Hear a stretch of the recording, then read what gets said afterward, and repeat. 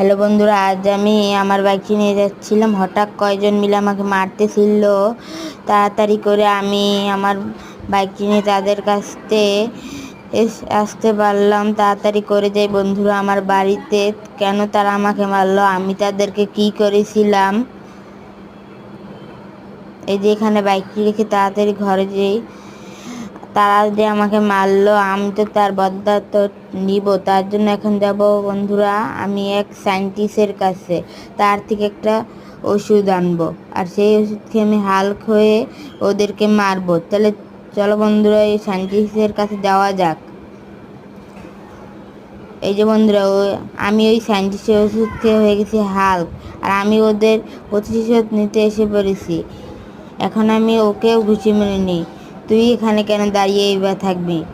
তোরা আমাকে মেরেছিলি দেখে তোদের এই অবস্থা। লাইক সাবস্ক্রাইব করো তাড়াতাড়ি।